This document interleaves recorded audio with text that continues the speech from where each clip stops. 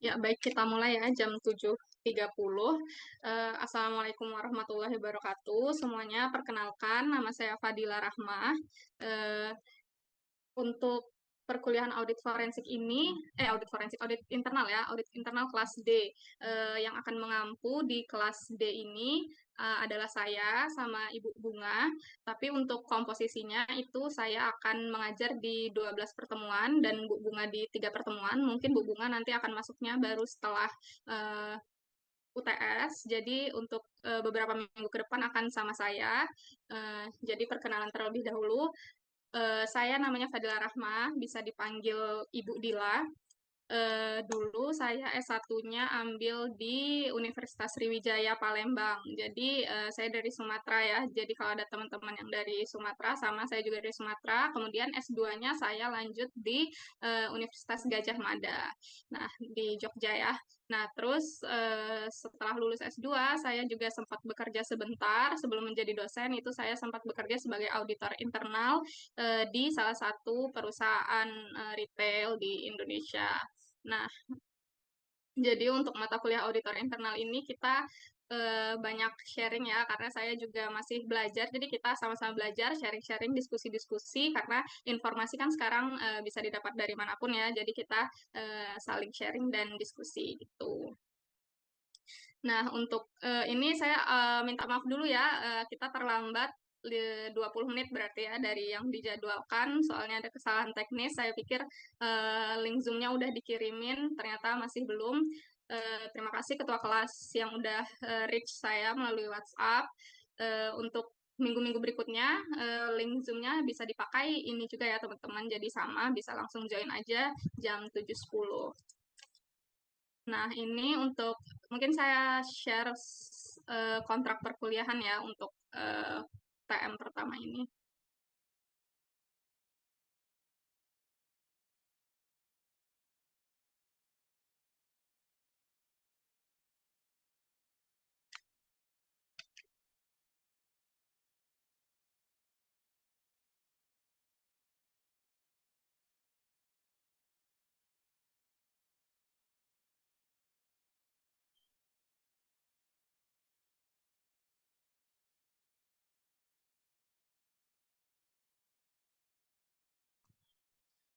Udah kelihatan belum ya teman-teman? Ini udah di slide share apa udah kelihatan full screen? Sudah, Ibu. Udah, oke. Terima kasih. Jadi untuk kontrak kuliahnya seperti ini ya. Ada beberapa 9 poin kurang lebih. Jadi mahasiswa diharapkan join pada link perkuliahan tepat waktu, maksimal keterlambatan itu 10 menit. Nah, jadi 10 menit ini pun bukan karena disengaja ya, tentunya ini 10 menit karena ada kondisi-kondisi yang tidak terduga ya, misalnya kayak sinyal tadi gitu atau ada keperluan mendadak. Nah, itu ada toleransinya 10 menit. Tetapi jika bisa langsung join, harus join tepat pada waktunya ya. Berlaku juga untuk saya gitu. Nah, kemudian mahasiswa wajib untuk mengaktifkan kamera biar apa ya interaksinya lebih hidup gitu ya. Jadi saya nggak berasa ngomong sendiri gitu. Soalnya kalau lewat Zoom ini kayak eh, apa ya tricky ya gitu karena jauh mahasiswanya. Jadi kalau kalian cuman jawab dalam hati, jawab diem, nggak kayak di kelas, saya bisa lihat gitu responnya. Kalau di sini setidaknya kamera dihidupkan, jadi saya bisa lihat respon teman-teman itu gimana. Interaksinya tetap jalan, tetap hidup gitu ya. Kemudian setiap partisipasi akan dicatat dan menambah penilaian. Jadi jika ada yang menjawab pertanyaan saya misalnya atau ada yang ingin melempar pertanyaan itu boleh nanti akan dijawab sama-sama gitu ya. Dan partisipasi dari teman-teman akan dicatat gitu.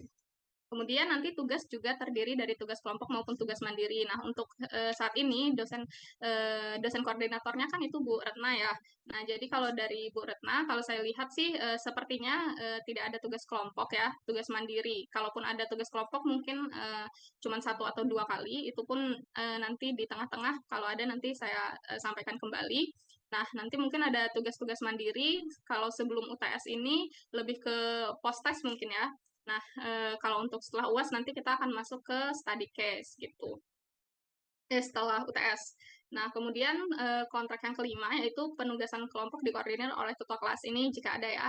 Nah, terus kalau ada informasi-informasi itu juga melalui ketua kelas saja. Saya nggak perlu join grup kalian kalau ada. Jadi nanti ketua kelas saja yang menyampaikan ke saya biar satu pintu gitu ya.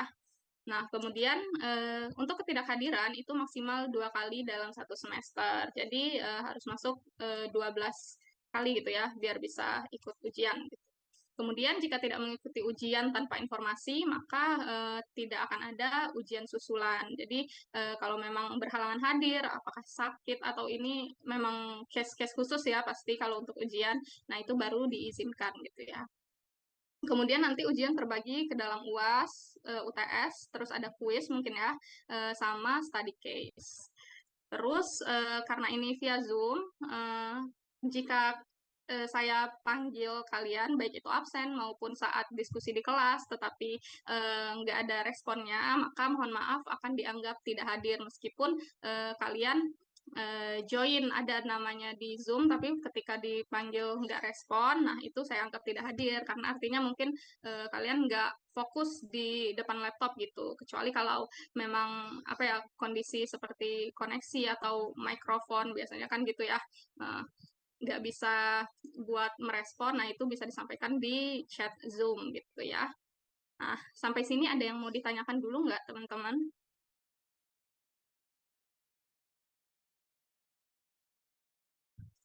Nggak ya, lanjut ya. Eh, Nah, untuk pembahasannya, ini karena masih TM1, kita masih membahas terkait konsep-konsepnya terlebih dahulu. Ada beberapa poin, ini mungkin poin 5 atau 6 nanti disampaikan di TM2. Tapi ini adalah goals-nya ya buat hari ini. Nah, untuk referensinya, kita di sini pakai beberapa ini, ada beberapa buku, terus ini ada juga standar dari apa standar profesionalnya internal auditing, terus ada beberapa buku juga. Kalau saya pribadi sih pakai yang Tuana Kota nomor 5 sama Halter MG ini nomor 2 gitu. Banyak banget referensi-referensi di internet juga ada kalau mau, tapi kalau di internet cari yang kredibel ya teman-teman. Nah, itu bisa dijadikan referensi di sini. Gitu. Nah, sebelum masuk nih, saya mau ngobrol-ngobrol dulu kali ya. Ini kan mahasiswa magang nih. Sebentar.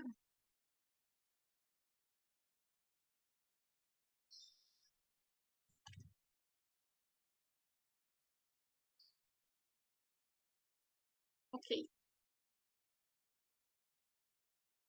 Ini semester 5 ya mahasiswa magang ya. Eh, ada yang mau cerita sekarang lagi magang di mana, terus penempatannya di posisinya di departemen apa gitu. Boleh?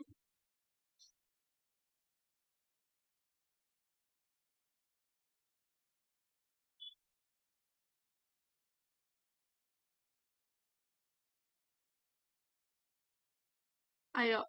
Benar kan ya mahasiswa magang bukan? Nanti saya salah lagi. Coba saya tunjuk aja deh ya.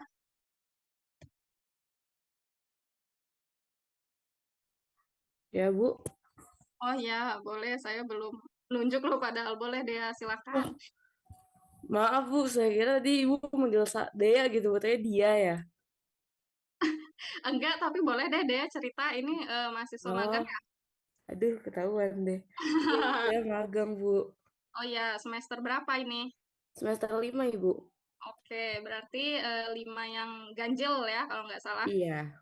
Oke, dia magangnya di mana? Saya magang kebetulan di perusahaan retail, Ibu. Oh ya, di mana?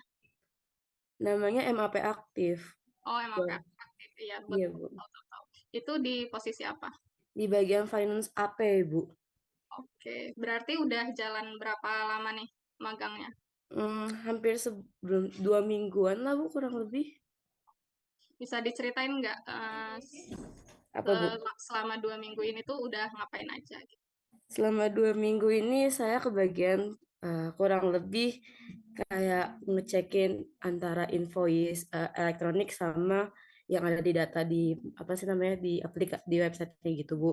Sama saya ngecekin terkait faktor-faktor apa sih, ngehitung kembali faktor-faktor dari vendor gitu Bu pada ini udah sesuai atau belum, sama satu lagi saya ngerjain SAP gitu Bu. Pokoknya intinya tuh antara apa sih ngurusin terkait pembayaran antar intercom dari mitra MAP itu sendiri Bu. Gitu deh Bu kurang lebih.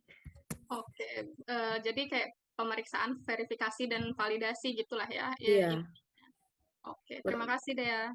sama-sama Bu. Nah, selain itu ada lagi yang mau cerita di ada yang ditempatkan di audit internal misalnya.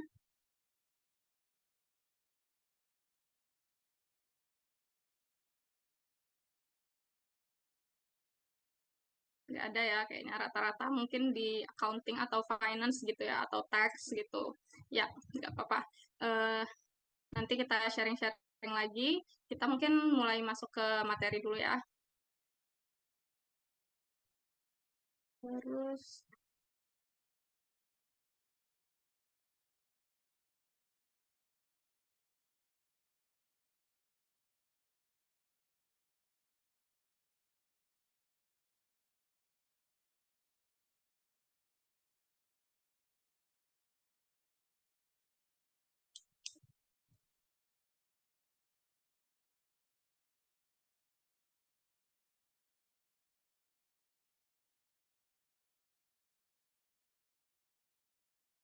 nah udah ya, jadi untuk audit internal ini kita harus tahu dulu nih apa sih itu audit internal dan kenapa perusahaan itu harus meng-hire audit internal ke perusahaannya.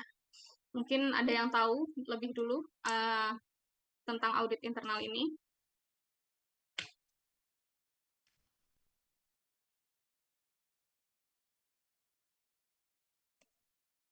Oke, lanjut dulu aja ya.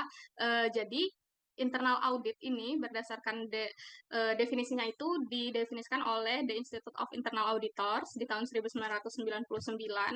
Ini bahasa Inggrisnya, kita langsung ke bahasa Indonesianya aja. Jadi, definisinya adalah kegiatan asurans yang independen dan objektif, dan kegiatan konsulting yang dirancang untuk menambah nilai dan meningkatkan kegiatan operasi organisasi. Nah, jadi dari pengertian ini ada yang kita highlight nih, yaitu assurance dan consulting. Jadi audit internal itu dia memberikan menjalankan kegiatan ya, yaitu asuransi. Asuransi ini adalah sebuah jasa penjaminan atau pemberi keyakinan bahwa apa yang dikerjakan oleh perusahaan itu sudah efektif atau sudah sesuai dengan yang seharusnya. Nah, kemudian juga ada kegiatan consulting. Nah, consulting ini dia memberikan layanan ya, layanan jasa jasa konsultasi gitu untuk memperbaiki atau memberikan masukan kepada kliennya apabila ingin meningkatkan lagi efektivitas dari perusahaan atau proses bisnis mereka. Nah, yang mana kegiatan asuransi dan kegiatan consulting ini eh, akan menimbulkan dampak akhir yaitu menambah nilai untuk meningkatkan efektivitas kegiatan dari operasional organisasi itu sendiri. Nah, di sini juga disebutkan bahwa auditor internal itu mendukung organisasi untuk mencapai tujuannya melalui suatu pendekatan yang sistematis dan teratur untuk mengevaluasi dan meningkatkan efektifnya proses manajemen risiko, proses pengendalian, dan proses tata kelola organisasi. Jadi, di sini menambah nilai bagi perusahaan itu dari sisi apa saja. Nah, jadi dari sisi proses manajemen risiko, proses pengendalian, dan juga proses tata kelola organisasi ya. Jadi sehingga dengan auditor itu mengevaluasi, dia dapat meningkatkan nilai tambah bagi organisasinya karena proses ini nantinya akan dijalankan secara lebih efektif gitu. Nah, kemudian untuk melakukan audit internal ini, untuk melakukan kegiatan asuransi dan juga kegiatan consulting ini, tentunya harus dilakukan dengan eh, prinsip-prinsip audit ya. Pasti udah belajar ya dulu mungkin di audit sebelumnya, yaitu ada independen dan objektif. Nah, kenapa audit internal itu harus independen dan objektif? Eh, karena baik lagi ya, si audit internal itu kan merupakan karyawan dari perusahaan yang mereka audit itu sendiri ya. Klien audit internal itu tidak bukan adalah eh, perusahaan mereka sendiri gitu. Nah, jadi untuk mengaudit diri mereka sendiri jatuhnya gitu ya, mereka harus tetap menjaga independensi dan objektivitas ini agar apa? Ya agar jika ada kesalahan yang ditemukan, nah itu mereka mau mengakui kesalahan itu gitu ya, tidak menutup mata akan kesalahan-kesalahan sehingga nantinya bisa diperbaiki. Nah, independen dan objektivitas ini sendiri apa sih bedanya gitu ya? Eh, jadi kalau independen itu, kalau saya melihatnya itu adalah secara apa ya faktor eksternal, sedangkan objektivitas itu internal. Kalau eksternal itu maksudnya apa? Itu adalah kayak tekanan dari luar. Jadi independen itu kita bebas dari tekanan dari luar, baik itu dari eh, bos kita, misalnya dari keluarga, dari teman dekat gitu ya. Misalnya nih audit internal ingin memeriksa divisi hukum, divisi legal misalnya. Tetapi divisi legal itu adalah bestinya gitu, manajernya itu mereka temenan gitu. Nah, kita nggak harus menyampingkan itu, kita harus melakukan audit secara independen dan objektif juga.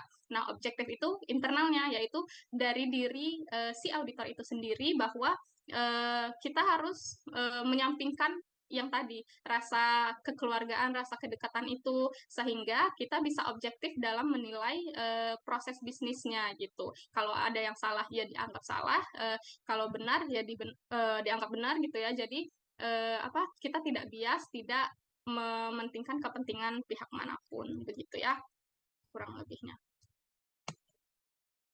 Nah, kemudian apa sih? Tadi kan ada dua kegiatan ya, asuransi dan consulting gitu. Nah, beda keduanya apa?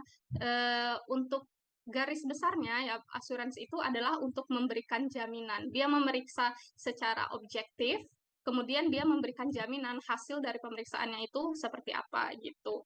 Nah, kemudian kalau konsultasi dia memberikan pelayanan pendampingan gitu ya kepada klien. Jadi di sini tidak ada yang dinilai, dia memberikan masukan-masukan untuk perubahan yang lebih baik gitu. Nah, ini detailnya lagi. Sebentar. Nah, oke. Okay. Nah, ini untuk lebih detailnya lagi perbedaan antara jasa penjaminan dan jasa konsultasi. Mungkin bisa saya jelaskan ya satu-satu. Yang pertama, kalau jasa penjaminan itu dia menyajikan opini independen berdasarkan penafsiran bukti objektif. Nah, ini yang tadi saya bilang bahwa, tapi ini opininya beda ya sama opini audit eksternal. Kalau audit eksternal itu kan ada WTP, WDP gitu ya. Nah, kalau ini lebih ke apa ya, menjamin bahwa proses bisnisnya sudah berjalan efektif gitu. Nah, ini disampaikan dengan melalui serangkaian pemeriksaan bukti-bukti objektif gitu. Sedangkan kalau jasa konsultasi dia nggak melakukan penilaian, nggak melakukan verifikasi gitu ya. Dia melakukan jasa konsultasi sesuai dengan permintaan klien. Nah, ini kuncinya juga ada di permintaan klien ini. Kalau jasa konsultasi itu ya kita minta ke audit, audit saya mau dong konsultasi ke kamu gitu ya. Ini ada proses bisnis kami seperti ini, menurut kamu gimana gitu ya. Nah, sedangkan kalau jasa penjaminan ini audit yang bergerak sendiri, audit yang ingin untuk mengaudit divisi tersebut, divisi terkait begitu. Nah, kemudian perbedaan yang kedua itu jasa penjaminan itu dia melibatkan tiga pihak. Yang pertama yaitu auditor internal, kemudian pemegang aktivitas yang dinilai ini atau auditi ya, kemudian juga manajemen sebagai pengguna hasil penilaian. Jadi di sini auditor internal tentu berperan sebagai orang yang mengaudit, yang memeriksa. Kemudian ada auditi, pemegang aktivitas yang dinilai, ini merupakan auditinya. Eh, Manajer dari misalnya kita ngaudit divisi apa tadi legal ya. Nah, ini adalah divisi legalnya, kemudian ada pengguna hasil penilaian. Nah, ini adalah manajemen. Jadi dari hasil audit kita tadi, kita udah tahu nih, oh di sini ternyata ada letak ketidaksesuaiannya. Nah, di sini kita serahkan hasil dari audit kita kepada manajemen. Manajemen itu maksudnya ya orang yang lebih tinggi lagi ya. Nah, itu untuk membentuk atau mengambil suatu keputusan dari hasil audit kita itu tadi gitu. Nah, tapi kalau di jasa konsultasi, pihak yang terlibat itu hanya ada dua, yaitu auditor internal dan juga klien. Auditor internal ya kita, terus kliennya itu adalah divisi yang ingin meminta jasa konsultasi itu tadi. Jadi di sini ya antara mereka berdua saja. Jadi memang seperti proses pendampingan ya gitu. Nggak ada yang dinilai di sini, nggak dilaporkan juga ke manajemen. Nah, kemudian yang ketiga yaitu tujuan pengerjaannya, ruang lingkup dan teknik yang digunakan ditentukan oleh auditor internal. Nah, jadi ya di sini tadi tujuan pengerjaannya itu adalah dari kehendak auditor, tapi bukan kehendak sembarangan gitu ya. Sudah dilakukan apa sebelumnya kayak analisis-analisis dulu ya, tujuannya apa, misalnya legal untuk untuk memeriksa kepatuhan eh, perpajakan misalnya atau apa kepatuhan undang-undang sudah dipatuhi apa belum oleh perusahaan gitu. Ruang lingkupnya ya hanya sebatas di legal itu saja gitu. Kemudian teknik-teknik yang digunakan apa? Oh, kita tentukan kita mau pakai ini observasi, analisis data gitu. Ini yang menentukan adalah auditor internal. Sedangkan kalau jasa konsultasi ini tujuan pengerjaan, ruang lingkup dan teknik sesuai yang disetujui oleh klien. Jadi apa yang ingin dicapai itu kita diskusikan bersama dengan klien, kemudian teknik-teknik yang diperlukan juga disetujui oleh klien. Nah, terus untuk jasa penjaminan di sini ada tujuan pengerjaan. Nah, ya jadi tujuan dari audit internal itu harus mengatasi ini ya, tata kelola manajemen risiko dan proses pengendalian sehingga apa ya balik lagi tadi sehingga hasil dari audit ini dapat meningkatkan aktivitas efisiensi perusahaan. Kalau yang di jasa konsultasi, tujuan pengerjaannya itu dia mengatasi tata kelola hanya sebatas pada yang disepakati dengan klien. Gitu. Nah, terus kalau untuk jasa penjaminan, ini karena kepala bagian audit itu harus memiliki pengetahuan, kemampuan, dan kompetensi untuk pekerjaan ini. Jadi, karena auditor internal itu ingin mengaudit divisi lain, menilai kan, mereka harus menilai. Nah, tentu mereka harus punya kemampuan atau pengetahuan terkait dengan divisi yang akan diaudit itu tadi. Jadi, penilaiannya itu ya sesuai gitu. Masa audit mau menilai tapi dia nggak tahu apa yang dinilai itu kan nggak bisa ya begitu. Jadi harus tahu dulu tentang jalannya bisnis itu, jalannya divisi legal itu gimana, baru kita bisa mengaudit gitu. Nah, sedangkan kalau jasa konsultasi itu, kalau misalnya ada yang minta berkonsultasi nih, terus tapi audit itu belum paham terkait proses bisnis. Nah, bisnisnya. Jadi di sini audit itu bisa untuk menolak pekerjaan, tetapi dia juga bisa mempelajari dulu baru menerima. Jadi di sini dia bisa menolak dan bisa juga menerima dengan mempelajari dulu. Gitu. Nah, yang terakhir di sini, auditor internal tidak boleh melakukan penilaian terhadap operasi-operasi tertentu yang menjadi tanggung jawabnya. Jadi, auditor internal itu tidak boleh mengaudit dirinya sendiri ya. Jadi, nanti independensinya tentu akan sangat terganggu ya, objektivitasnya juga karena menilai diri sendiri gitu. Nah, kalau jasa konsultasi di sini, auditor internal hanya boleh menyediakan jasa konsultasi untuk operasi yang dulunya merupakan tanggung jawab mereka. Jadi, misalnya si auditor ini udah pernah nih mengaudit divisi legal di tahun sebelumnya. Nah, tapi di tahun ini divisi legal mau minta jasa konsultasi ke audit. Nah, itu boleh-boleh saja ya, karena dulunya merupakan tanggung jawab mereka dan sekarang bukan. Dan untuk perbaikan divisi itu juga, jadi boleh gitu, independensinya tetap aman. Ya, sampai sini ada yang mau ditanyakan dulu?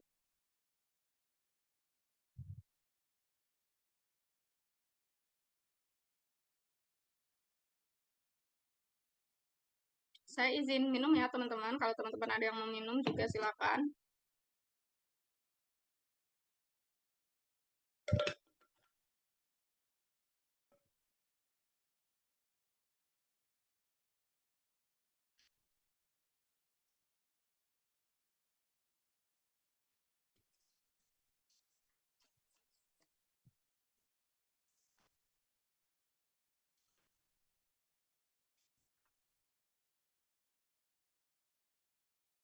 Oke, kita lanjut ya ke sejarah perkembangan audit internal ini. Jadi di tahun 1940-an itu audit internal itu sudah ada, tetapi dia perannya masih sebagai watchdog. Ini watchdog ini maksudnya adalah anjing penjaga. Anjing penjaga itu seperti apa? Dia hanya mengawasi saja, mengawasi apa yang dilakukan oleh perusahaan hanya dalam lingkup kepatuhan prosedur. Kepatuhan prosedur perusahaan baik dari sisi eh, apa sumber dayanya maupun pencatatan akuntansinya. Jadi yang diperiksa hanya dua itu, apakah sumber dayanya itu, maksudnya itu orang-orang di dalamnya itu sudah melakukan sudah sesuai prosedur dan apakah pencatatan akuntansi juga sudah dilakukan sesuai dengan prosedur akuntansi. Jadi di sini di tahun 1940 ini audit internal itu seperti orang yang mencari-cari kesalahan begitu. Dia sudah menemukan kesalahan, sudah tidak memberikan rekomendasi atau solusi atas kesalahan itu. Kemudian kesalahan itu dilaporkan sudah hanya segitu ya. Jadi eh, apa hubungannya dengan perusahaan itu juga kaku istilahnya ya. Orang-orang menganggap auditor internal itu sebagai eh, orang yang mencari kesalahan gitu. Jadi bisa dibilang ditakuti gitu ya. Nah, tetapi di tahun 1970 70-an itu dia sudah mulai bergeser nih. Awalnya hanya pengawas, hanya pemverifikasi saja. Sekarang sudah mulai bergerak ke konsultan ya. Nah, jadi konsultan itu eh, karena perusahaan kan semakin kompleks nih, semakin banyak divisi-divisi baru gitu ya.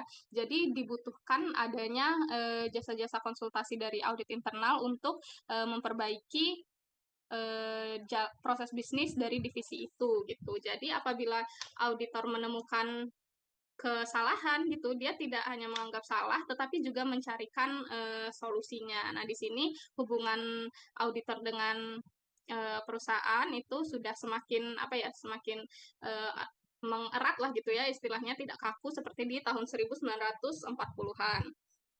Nah, kemudian eh, di sini di abad 21 semakin bergeser lagi. Jadi di sini auditor internal itu tidak hanya sebagai konsultan dan juga tidak hanya pemverifikasi saja, tetapi juga sudah berorientasi sebagai strategic business partner.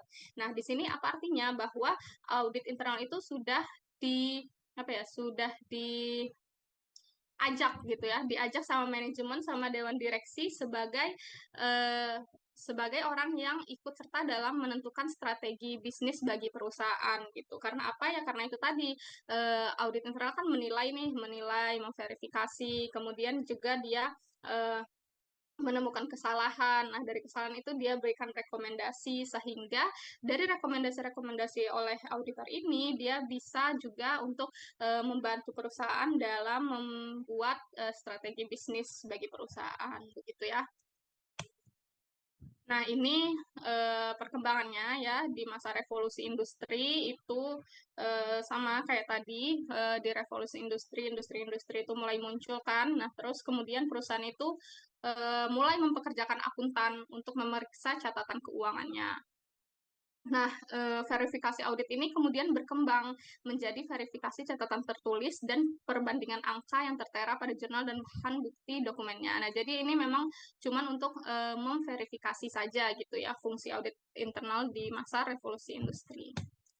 Nah, kemudian kalau di Amerika Serikat itu ini sepertinya di tahun 2000-an ya kayaknya. Nah, perekonomian saat itu perekonomian Amerika Serikat itu mulai mengalami peningkatan. Nah, kemudian banyak perusahaan yang mempublikasikan laporan keuangan yang sudah diaudit. Jadi kan perusahaan-perusahaan besar itu kan yang sudah go public itu kan mempublikasikan laporan keuangannya ya yang sudah diaudit. Nah, ini dengan adanya auditor internal ini juga jadi kayak meningkatkan reputasi perusahaan lah gitu ya bahwa perusahaan itu sudah dilakukan verifikasi, sudah memiliki audit internal sehingga laporan keuangannya dapat lebih independen dan dapat lebih dipercaya gitu. Nah, ini juga lanjutannya bahwa evolusi internal audit ya seperti yang sudah dijelaskan sebelumnya di awal-awal itu hanya sebagai eh, pemeriksa kepatuhan atas prosedur, kemudian bergerak lagi menjadi prosedur internal kontrolnya yang diperiksa, kemudian masuk lagi untuk memeriksa aktivitas bisnisnya, proses bisnisnya, sehingga nanti bisa membantu untuk membuatkan ikut serta dalam membentuk strategi bisnis bagi perusahaan.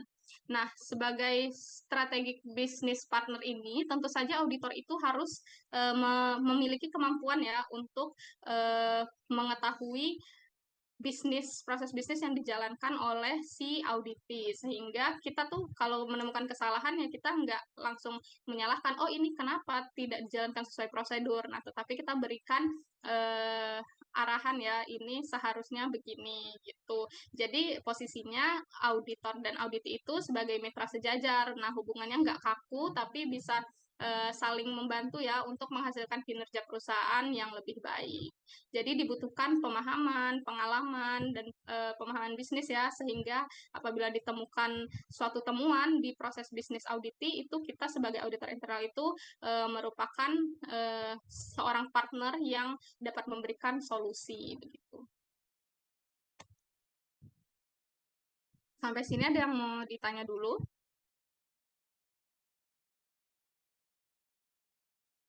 Benedita. Oke. Okay. Bu, saya mau nanya, di kantor Ibu kemarin jadi auditor internal tuh dimusuhin sama divisi lain nggak? Soalnya nggak, ya masih banyak juga kan sekarang di beberapa perusahaan yang males gitu kalau udah ada pemeriksaan bulanan gitu. Oke. Benedict, saya stop share dulu ya.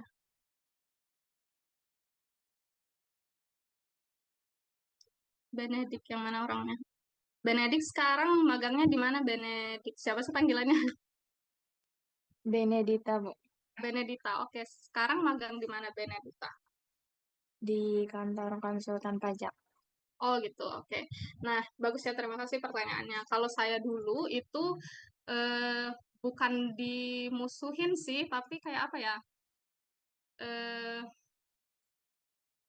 Mungkin saya nggak tahu juga ya, mungkin mereka takut di belakang, tetapi kalau kita berteman sama mereka, misalnya saya auditor nih, saya berteman sama orang finance, nah mereka itu jadi lebih menjaga jarak gitu loh, jadi kayak takut keceplosan, takut kita apa yang si finance omongin itu nanti bisa diaudit gitu. Jadi mereka benar-benar hati-hati ya kalau sama auditor, tapi enggak dimusuhin sih, dan mereka memang kita harus memberikan pemahaman ya. Misalnya kita mau mengaudit ke finance itu tadi. Nah, kita harus memberi pemahaman itu tadi bahwa yang kita lakukan ini bukanlah mencari-cari kesalahan gitu, tapi kita ingin ingin tahu nih proses bisnisnya itu udah benar apa belum gitu. Jadi yang diaudit itu belum tentu salah, justru hasil dari audit menyatakan bahwa ini udah sesuai gitu. Jadi gimana ya? Seperti kita pandai-pandai untuk memberi pemahaman kepada auditi bahwa kita itu bukan mencari kesalahan. Begitu, dengan begitu nanti si auditi itu juga akan mau diajak kerjasama. Sependek pengetahuan saya begitu ya, Benedita. Gimana? Ya, terima kasih, Bu. Oke, ada lagi? Ini nggak ada yang di auditor internal ya, itunya magangnya. Sebenarnya ya mungkin di audit ya, mungkin juga apalagi audit internal mungkin mereka agak takut juga ya ngasih anak magang mungkin, karena ya itu tadi kan banyak rahasia perusahaan kan, di legal juga sih sebenarnya. Jadi kan memang audit internal itu megang banyak data perusahaan ya, yang mana audit internal itu tidak jarang juga menemukan fraud misalnya gitu. Nah, jadi mungkin kenapa kadang sulit ditemukan eh, magang untuk auditor internal ya karena itu, karena data yang dikelola itu adalah data perusahaan yang mana ditakutkan ada fraud gitu ya. Jadi nanti kita sebagai mahasiswa magang itu di mana jatuhnya itu pihak eksternal, ditakutkan kerahasiaannya, independensinya itu belum sulit gitu ya. Oke, terima kasih Benedita. Kita lanjut lagi.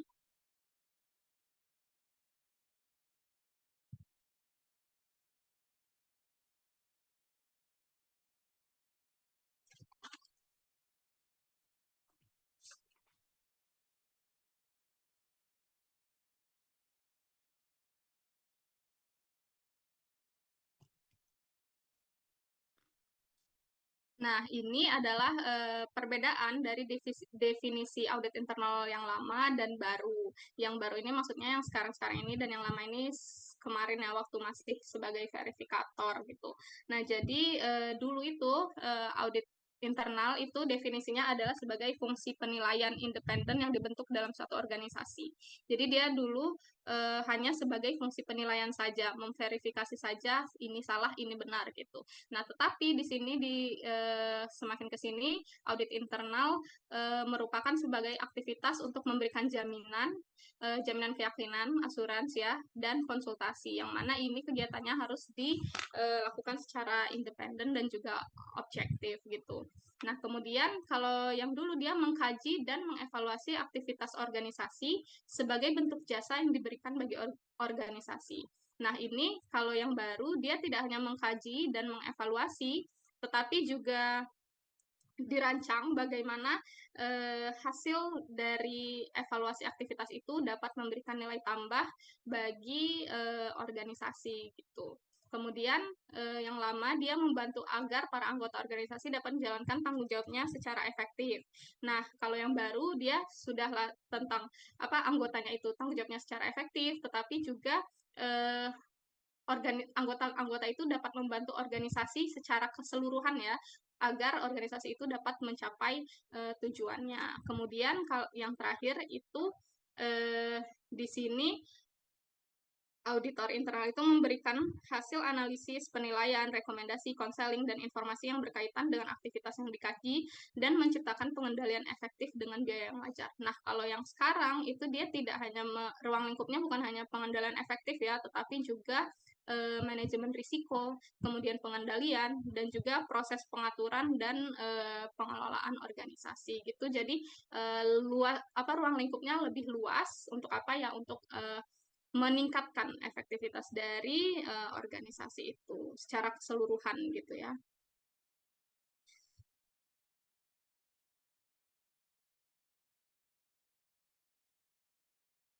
Nah, jadi ini untuk menjawab pertanyaan yang di awal tadi. Jadi, setelah mengetahui definisi, kemudian tujuan, kegiatan apa yang dilakukan oleh audit, jadi kenapa sih kita perlu audit internal?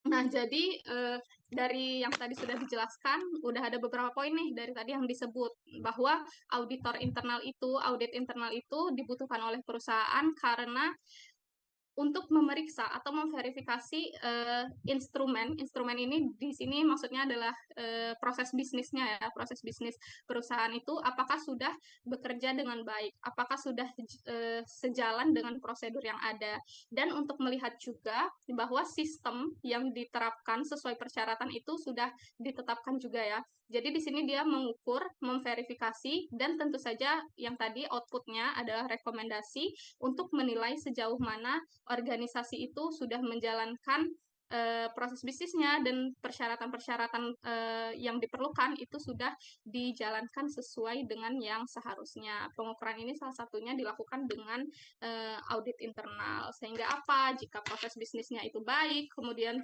persyaratan-persyaratan yang diharuskan itu sudah terpenuhi, maka kan tata kelola organisasinya jadi berjalan lebih baik gitu ya. Nah, lanjut lagi, di sini ada tujuan audit, yaitu adalah untuk mendapatkan data dan informasi faktual dan signifikan. Nah, jadi data-data itu tadi, misalnya saya ambil data dari divisi personalia gitu ya. Nah, kemudian data-data itu kita analisa nih menjadi suatu informasi yang bermakna gitu. Kemudian setelah kita analisa, kita berikan penilaian kesesuaiannya, kesesuaian dan ketidaksesuaiannya. Kemudian jika ada ketidaksesuaian, kita berikan rekomendasi sebagai dasar pengambilan keputusan untuk manajemen itu tadi. Tadi kan sudah disinggung ya bahwa laporan audit ini akan diberikan kepada manajemen sehingga akan menjadikan laporan audit itu sebagai dasar untuk pengambilan keputusan. Ini sebaiknya diapakan nih kalau misalnya ada ketidaksesuaian gitu ya, sebagai pengendalian manajemen dan perbaikan dan juga perubahan. Nah, sehingga dengan adanya audit internal ini, maka akan mampu untuk menyelesaikan permasalahan organisasi dalam rangka meningkatkan mutu dan kinerja organisasi. Nah, sampai sini ada yang mau ditanyakan?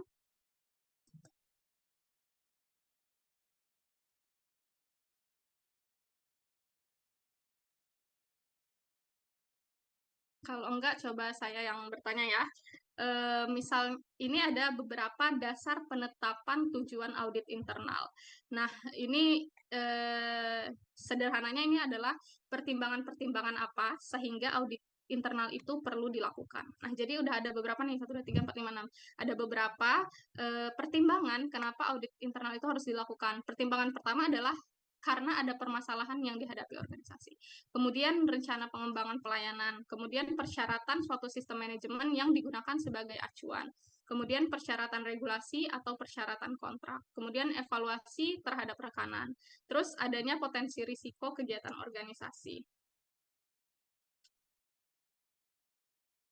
Nah, mungkin ini saya jelaskan satu ya. Jadi, pertimbangan kenapa audit internal itu harus dilakukan, itu karena adanya permasalahan yang dihadapi organisasi. Nah, di sini maksudnya adalah, misalnya nih, kayak organisasi, saya kan retail ya, jadi saya contohnya mungkin di retail. Ada banyak komplain pelanggan pada layanan kasir. Nah, itu kan menjadi masalah kan, bahwa adanya komplain pelanggan pada layanan kasir. Nah, jadi kita sebagai auditor internal itu harus mampu untuk menganalisis, wah kenapa nih kok bisa ada komplain pelanggan untuk layanan kasir. Nah, setelah ditelusuri ternyata misalnya seperti jam-jam makan siang gitu ya, mungkin orang banyak yang berbelanja di retail gitu, atau jam-jam peak hour gitu ya, jam padat gitu. Nah, ternyata kasirnya sama aja kayak jam-jam biasa gitu. Nah, itu kan menjadi suatu masalah gitu. Nah, di sini auditor internal itu menganalisis proses bisnis yang terjadi sehingga dia membantu untuk mencarikan solusi atau rekomendasi terhadap permasalahan tersebut gitu ya. Jadi di sini kenapa pertimbangannya audit internal itu harus dilakukan ya, karena untuk mencari akar permasalahannya apa, kemudian untuk mencari solusi atas masalah itu bagaimana. Nah, kemudian pertimbangan yang kedua, audit internal dilakukan karena adanya rencana pengembangan pelayanan. Nah, ada yang tahu maksudnya gimana? Ini udah ada contohnya nih, coba. Ada yang bisa jawab?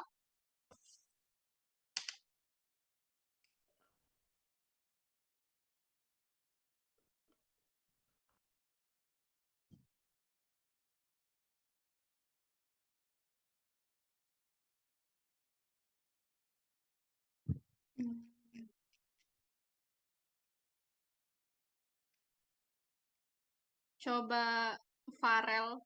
Oh, ini ada yang itu ya. Triasa. Oke, boleh. Kenapa suara saya terdengar Ibu? Terdengar. Oke, kalau dari saya mungkin kalau sebelumnya kan kita identifikasi permasalahan dulu ya Bu. Mungkin kalau di tujuan berikutnya pengembangan pelayanan itu kayak solusi atau ya solusi dari permasalahan yang dihadapi sebelumnya. Gitu. Jadi mungkin kayak ada komplain dari pelanggan atas layanan kasir, terus nanti kita melakukan pengembangan gitu, bagaimana supaya komplainnya ini tuh bisa teratasi dan kita bisa mengembangkan lagi pelayanan terhadap pelayanan kasir itu sendiri. Mungkin kayak gitu sih Bu kalau dari saya. Oke. Ya, makasih ya Triasa. Berarti kalau Triasa tadi pendapatnya adalah dia lanjutan dari permasalahan tadi ya. Setelah ada permasalahan, bagaimana untuk mengembangkannya gitu, mengembangkan solusi ya atas permasalahan tadi. Ya, itu benar ya, benar juga bahwa setiap permasalahan itu kita sebagai auditor itu harus di sini mencari solusinya, bagaimana agar komplain-komplain ini bisa teratasi akar permasalahannya, benar ya. Nah, untuk lebih lanjutnya lagi nih, rencana pengembangan. Sebenarnya ini nggak satu kesatuan ya, maksudnya setelah permasalahan terus ada pengembangan, setelah pengembangan terus ada persyaratan satu sistem, ini bukan satu kesatuan ya, ini terpisah. Bisa juga satu kesatuan, tapi yang kalau di sini maksudnya terpisah ya. Nah, jadi kalau untuk di sini rencana pengembangan itu lebih ke apa ya, menilai kesiapannya. Misalnya kan di sini dicontohkan nih, ada identifikasi peluang inovasi pada penjualan produk. Nah, misalnya si perusahaan itu menilai, wah sekarang lagi rame yang viral-viral itu ini nih, jualan ini gitu. Nah, terus kita sebagai perusahaan ingin membentuk, menginovasi juga produk kita untuk menambah produk baru seperti itu. Dengan harapan kan penjualan semakin naik gitu ya. Tetapi kita perlu diaudit dulu nih, perlu diaudit untuk apa? Untuk menilai atau mengidentifikasi apakah perusahaan itu sudah siap untuk melakukan inovasi tersebut, untuk melakukan pengembangan tersebut. Jadi kalau terkait dengan rencana pengembangan pelayanan ini lebih menilai ke kesiapannya mereka ya, ke kesiapannya apakah jika produk baru ini diluncurkan, apakah sudah siap baik dari sisi teknologi, misalnya dari sisi SDM, misalnya kan apakah SDM-nya sudah mumpuni, sudah cukup begitu. Ya intinya itu yang dinilai adalah kesiapannya gitu ya. Oke, terima kasih siapa tadi? Riasa. Oke. Nah, terus yang ketiga, persyaratan suatu sistem manajemen yang diacu. Mengetahui kesesuaian proses quality check produk dengan standar yang berlaku. Ini contoh ya, kalau teman-teman ada contoh lain nggak apa-apa. Ada yang mau coba menjelaskan?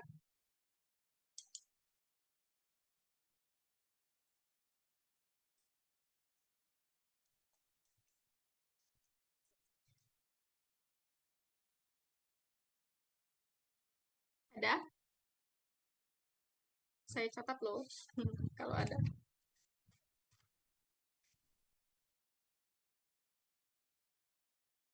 Ya, belum ya. Saya jelasin aja dulu untuk yang terkait ini.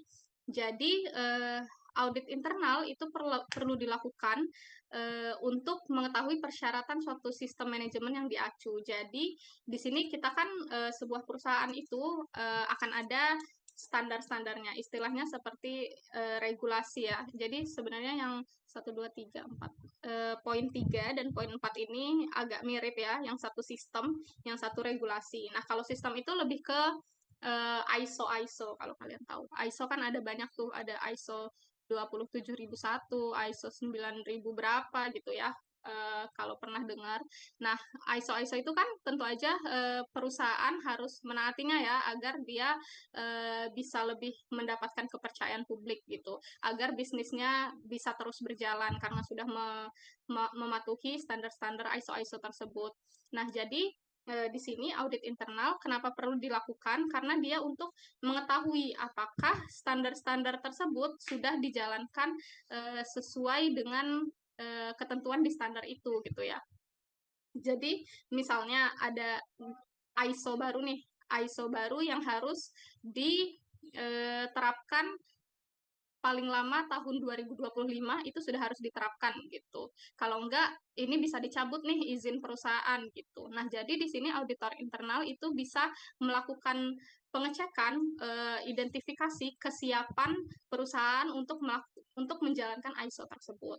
Nah, di sini misalnya ada contohnya mengetahui kesesuaian proses quality check produk dengan standar yang berlaku. Nah, sebelum ada ISO, quality check ini memang sudah dilakukan gitu. Tapi kan sekarang sudah ada ISO nih, udah ada standar yang mengatur. Nah, jadi lebih saklek lagi kita untuk melakukan quality check-nya. Jadi kita melakukan perbandingan antara quality check yang kita lakukan sekarang dengan quality check yang dilakukan, yang dipersyaratkan oleh standar, sehingga apakah sudah sesuai. Jika ada gap perbedaan dalam praktiknya, jadi itu audit internal nanti memberikan rekomendasi, oh kita harus begini agar sesuai dengan standar, gitu ya. Kemudian ada juga persyaratan regulasi atau persyaratan kontrak. Nah, ini sama ya, hampir regulasi. Jadi kita untuk mengidentifikasi, untuk mengetahui apakah perusahaan sudah mematuhi regulasi-regulasi yang ada. Contohnya itu untuk mengetahui kesesuaian pembayaran perpajakannya, udah sesuai belum dibayarkan oleh perusahaan kepada regulator, begitu ya. Nah, kemudian ada juga evaluasi terhadap rekanan. Nah, ini ada yang tahu nih kenapa?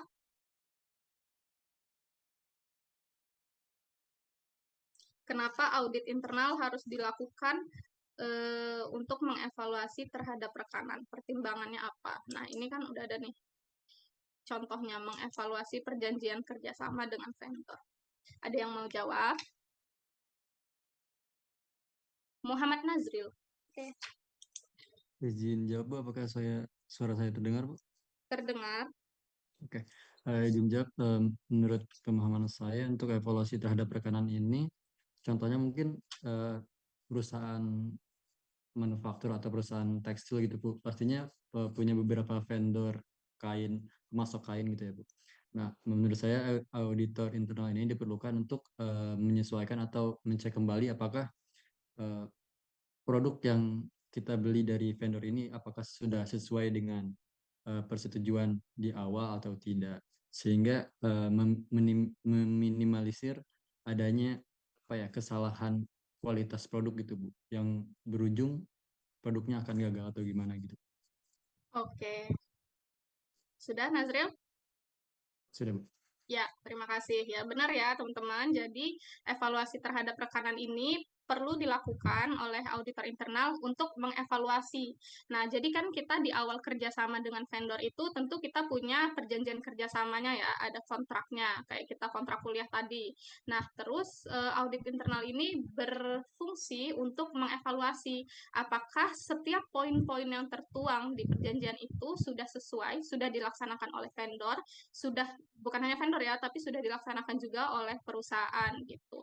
Sehingga benar apa yang dibilang Nazril tadi, apakah kainnya sudah sesuai, misalnya kita minta kain jenis ini, ternyata kain yang dikirimkan adalah jenis yang lain gitu, meskipun spesifikasinya mungkin mirip, nah tetapi itu akan berpengaruh nggak kepada hasil hasil pakaian yang akan kita buat nantinya gitu. Nah, jadi evaluasi terhadap rekanan ini penting ya untuk dilakukan berkala misalnya untuk melihat kesesuaian kinerja si vendor dengan kontrak, kemudian untuk memutuskan nih kita di tahun depan masih pakai vendor ini, apa kita mau ganti vendor, begitu ya.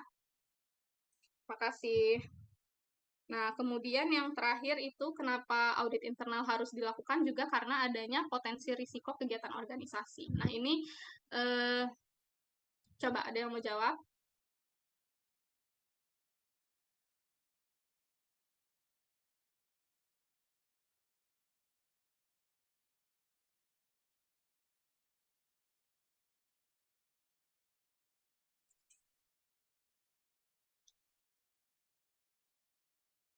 Kalau ada yang jawab, boleh raise hand ya.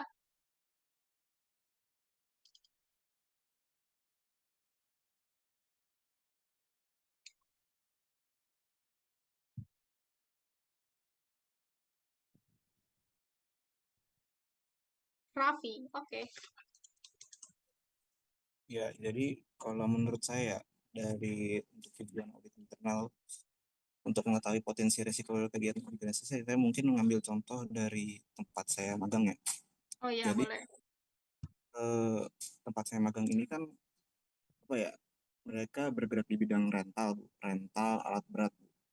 Nah, udah pastinya alat-alat berat itu jumlahnya apa namanya selain banyak kuantitasnya, harganya pun juga bukan harga yang sekitar seharga mobil dan semacamnya itu Bu.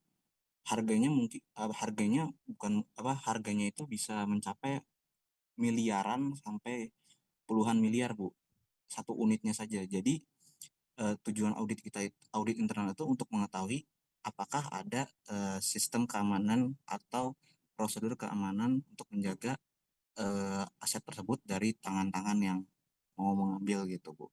Contohnya gitu Bu. Jadi mungkin bisa melihat dari apakah di alat berat tersebut udah ada trackernya Bu, atau terus perhitungan setiap masuk ke gudang Bu alat beratnya, seperti itu sih Bu. Oke, Ya. ya.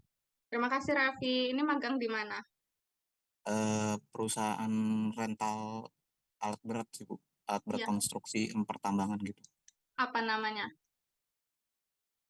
Oke, PT Berlian Amal Prakasa. oke. Siap. Terima kasih. Di posisi apa bagiannya? Saya megang account payable sih Bu. Account payable, oke. Ya, terima kasih ya, Raffi. Jadi benar ya. Jadi di sini auditor internal itu kita melihat potensi risiko-risiko mana di proses bisnisnya perusahaan itu mana yang sepertinya ini berpotensi ada risiko besar untuk terjadinya fraud gitu ya. Nah, jadi di potensi-potensi tersebut, di risiko-risiko tersebut, disitulah peran auditor untuk mencari apa yang harusnya dilakukan agar celah ini, risiko ini dapat ditangani gitu ya, diminimalisasi gitu kalau risiko. Oke, contohnya sudah benar yang seperti Raffi bilang tadi, alat berat ya itu rental gitu kan, rental rentan akan pencurian gitu. Nah, jadi misalnya dipasang alat tracking, benar sih itu benar banget. Terus misalnya kayak yaitu kasir ada kesempatan mereka untuk mencuri uang yang di laci kasirnya itu, bagaimana cara untuk mencegahnya gitu. Itu kan bisa dipasangkan CCTV gitu ya. Terus ada pencatatan barang yang dijual berapa, barang yang laku terjual berapa, uang yang masuk berapa. Itu kan harus ada apa pencegahan-pencegahan seperti itu ya, pengendalian internal agar risiko-risiko ini dapat dihindari begitu. Ya, terima kasih. Benar ya. Next. Benedita, oke. Saya mau tanya Bu, misalnya di suatu perusahaan, di divisi di suatu perusahaan mereka mau bikin inovasi baru gitulah. Nah, dari divisi ini melihat akan ada risiko nih ke depannya. Terus dari tim finance mereka bilang katanya coba minta saran ke tim auditornya, internal auditornya katanya gitu. Tapi ketika ditanya, uh, internal auditornya cuma bilang, uh, ya pokoknya kalian harus jagain lah itu gimana caranya biar nggak kejadian itu risikonya ke depannya gitu. Kemudian mereka jalanin nih inovasi ini. Terus ternyata beneran kejadian nih risiko yang mereka pikirkan gitu. Sementara mereka nanya ke auditor juga kan auditornya nggak ngasih jawaban gitu kan, kayak digantung gitu. Nah nantinya ketika uh, diperiksa apakah tim auditornya ini ikut terlibat juga atau gimana Bu? Oke. Hmm, kalau menurut Benedita gimana? Kena apa enggak? Ikut terlibat apa enggak? Menurut saya, ya kalau dari pandangan saya harusnya kena ya, karena kan maksudnya dari awal mereka meminta, gimana ya Bu? Oke. Ya, saya coba jawab ya. Ini sependek pengetahuan saya saja. Jadi sebelum divisi itu melakukan inovasi, tentunya itu kan udah banyak banget ya yang harus dianalisis lebih dahulu. Banyak sekali yang harus dikaji gitu ya. Misalnya apa tadi Benedita? Contohnya apa ya tadi? Misalnya mau bikin fitur baru gitu Bu. Oke. Mau bikin fitur baru. Itu kan terkait dengan teknologi misalnya. Nah, jadi yang dilibatkan itu tidak hanya divisi terkait plus audit internal saja. Bukan hanya itu. Bahkan sebenarnya audit internal itu jarang sepengetahuan saya jarang diajak untuk melihat atau mengkaji suatu inovasi gitu. Nah, biasanya yang diajak itu mungkin adalah departemen terkait ya, divisi terkait. Kemudian ada juga misalnya yang mau melakukan inovasi itu bukan dari IT ya, misalnya siapa ya? Misalnya tim legal mau bikin database baru. Kan database legal itu kan banyak ya dokumen-dokumennya. Nah, mereka ingin buat database baru nih di laptop di cloud gitu agar database-nya lebih tersusun. Nah, itu kan yang dibutuhkan berarti siapa saja yang terlibat. Ada legal, terus ada IT gitu ya. Nah, terus siapa lagi yang terlibat? Nah, di samping itu juga ada kalau di perusahaan itu ada namanya risk management ya atau manajemen risiko. Nah, sebenarnya yang lebih berperan untuk menilai risiko awal itu adalah si manajemen risikonya itu. Dia nanti akan mengkategorikan nih risikonya ada di low, high atau medium gitu ya. Low, medium, high gitu. Nah, terus apa saja yang perlu dilakukan untuk mengatasi risiko-risiko itu. Nah, biasanya nanti di situ manajemen risiko yang baru akan apa ya? Menentukan risiko-risikonya begitu. Kemudian mereka berdiskusi lah, mengkaji sama-sama untuk inovasi itu. Kemudian, nah di mana letak peran auditor internalnya? Mungkin auditor internalnya itu berperan ketika masih apa ya? Belum di launch gitu. Ketika fiturnya itu belum di launch tapi masih kayak uji coba. Nah, di situ mungkin auditor internal bisa mengkaji bersama apakah di sini ada risiko. Sebenarnya sama ya seperti manajemen risiko dan audit internal itu sebenarnya kayak bestie banget ya kalau di perusahaan itu. Nah, mereka mengkaji bersama, tapi tentu saja nggak ujuk-ujuk auditor internal itu bisa menilai gitu, karena kan kita juga butuh memahami proses bisnis itu kan takes time juga ya gitu. Jadi mungkin di sini auditor internal bisa membantu juga untuk memberikan saran-saran, misalnya yaitu bersama dengan manajemen risiko menilai celah-celah mana yang bisa kemungkinan terjadi penyimpangan begitu. Kemudian mereka bisa menelaah SOP. Nah, gitu. Misalnya kayak database itu ada SOP-SOP-nya yang bisa memasukkan ke database itu hanya posisi tertentu, hanya jabatan yang udah tinggi yang bisa mengakses database itu gitu. Nah, di situ bisa dibantu ya. Jadi kalau misalnya ada kesalahan, menurut saya tidak langsung terlibat, tetapi ya itu mungkin nanti akan ada apa ya semacam pengecekan kembali terkait dengan kesiapan dari inovasi fitur yang akan dibuat itu gitu. Kalau sependek pengetahuan saya seperti itu ya Benedita. Apakah kira-kira sudah bisa menjawab atau kita diskusikan kembali? Sudah menjawab Ibu, makasih. Oke, terima kasih ya. Ada yang mau menambahkan lagi kira-kira?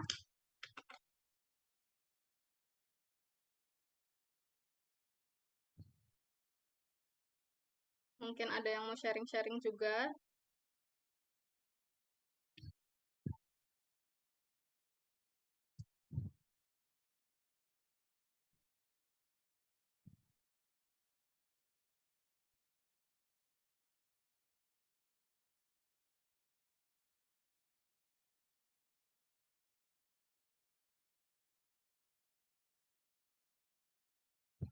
Nah, kita lanjutin aja ya dulu. Mungkin nanti kita ada break ya, sekitar 10 menit. Beberapa menit lagi ya, mungkin tadi kita mulai 7.30 ya. Berarti mungkin 8.45 nanti kita break sebentar ya, teman-teman. Nah, ini kita masuk dulu kegiatan yang biasa dilakukan auditor. Nah, ini ada telaah dokumen, kemudian observasi, meminta penjelasan, meminta peragaan, membandingkan, meminta bukti, pemeriksaan fisik, pemeriksaan silang, mengakses catatan, mewawancarai, terus angkat survei, dan analisis data. Nah, ada yang bisa menjelaskan, bantu menjelaskan ini contohnya seperti apa? Misalnya audit apa nih? Saya yang kasih tema atau kalian sendiri yang mau memberi tema boleh, misalnya audit di proses rekrutmen karyawan. Nah, gimana cara auditor menelaah dokumen sampai dengan menganalisis data? Ada yang bisa bantu jelaskan? Nggak semuanya, nggak apa-apa, mungkin beberapa poin. Kalau mau topiknya yang lain boleh juga. Kalau saya mencontohkan tadi misalnya rekrutmen pegawai gitu. Cara mengaudit proses rekrutmen pegawai. Ada yang mau coba?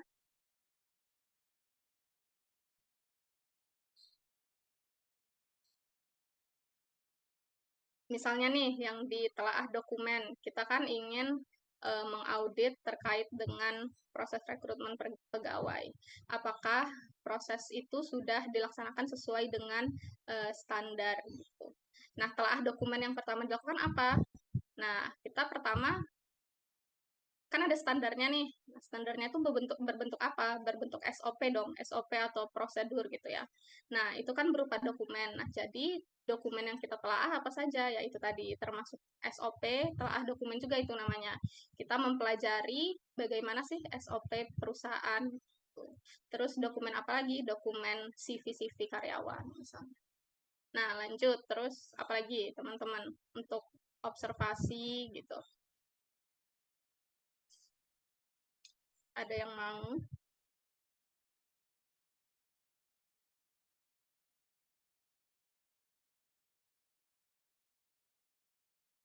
Observasi perilaku itu sih Bu, perilaku yang direkrut.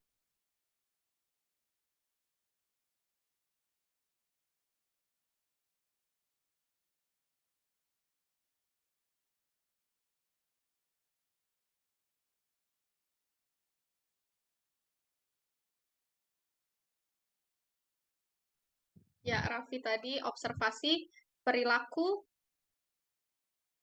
siapa? Maaf. Yang direkrut kan Bu, yang direkrut itu sih Bu. Ya kan tadi bahas Oke. Nah, ini ya poinnya. Kita mau mengaudit calon karyawannya atau kita mau mengaudit divisi personalianya gitu. Tapi itu ada benarnya juga sih. Benar-benar.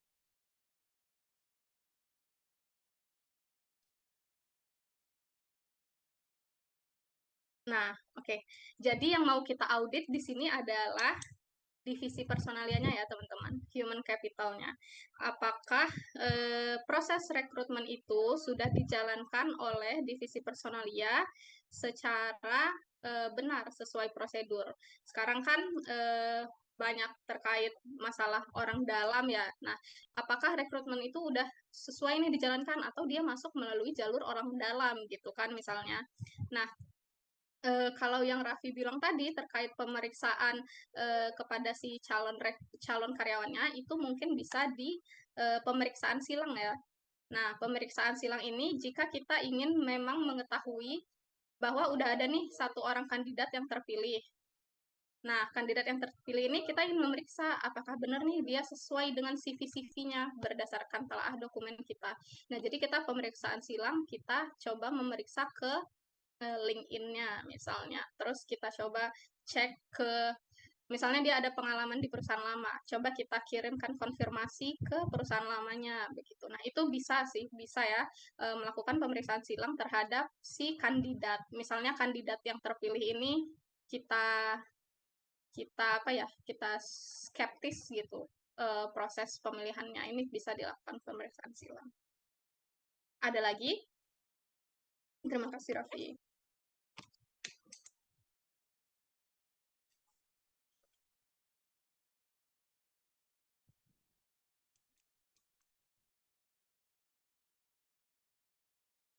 Ada lagi teman-teman? Banyak loh ini. Nazril. Bu, saya izin jawab, Bu. Ya, boleh.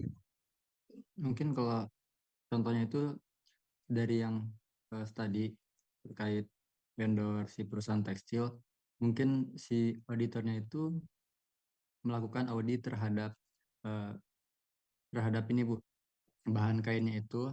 Yang pertama kita menelaah dokumennya mulai dari quotation, PO sampai ke invoice-nya, apakah sudah sesuai dengan yang disepakati antara kedua belah pihak. Selanjutnya kita mengobservasi terkait produknya itu sendiri, kainnya apakah sesuai dengan yang tertera pada dokumen transaksi. Juga selanjutnya kita meminta penjelasan dari auditinya apabila terdapat ketidaksesuaian atau ketidaksesuaian kuantitas ataupun kualitasnya.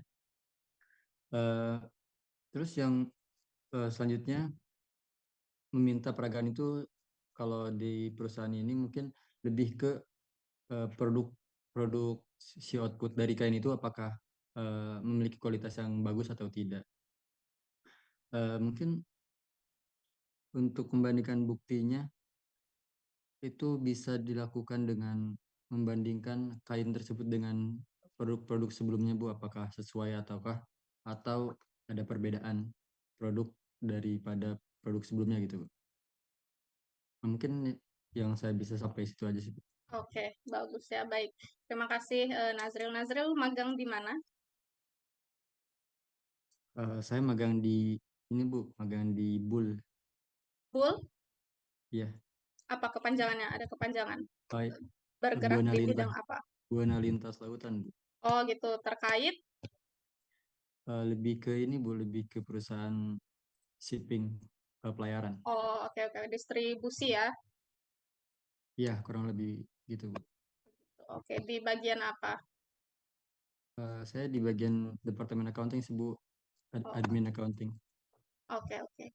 Ya, terima kasih ya Nazril. Benar ya, beberapa itu sudah dicontohkan Nazril sampai dengan membandingkan. Oke, benar ya, itu dia Nazril tadi menggunakan divisi apa perusahaan tekstil sebagai contohnya. Nah, ini mungkin bisa kalau lebih dipersempit, mungkin itu berarti bisa di bagian pengadaan kainnya ya, berarti di bagian pengadaan kain hubungannya adalah dengan perusahaan dengan vendor. Nah, jadi apa yang bisa kita lihat dugaan fraud apa yang bisa terjadi di pengadaan tekstil itu tadi, pengadaan kain tadi? Ada yang bisa?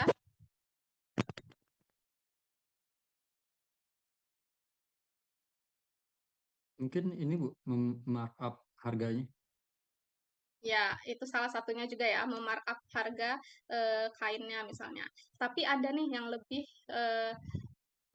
mungkin sering terjadi juga, yaitu misalnya vendor yang dipakai itu adalah vendor temennya gitu. Maksudnya kayak mereka udah vendornya nggak melalui prosedur tender yang seharusnya. Nah, kita gimana cara kita mau memilih vendor yang baik? Itu kan bisa melalui tender, misalnya ya pemenang 1, 2, 3 gitu. Nah, tapi kok ini sudah melalui tender, tapi yang diambil vendor nomor 3. Oh, ternyata dia itu sepupu dari sepupunya si manajer pengadaan gitu. Ternyata ada orang dalam gitu.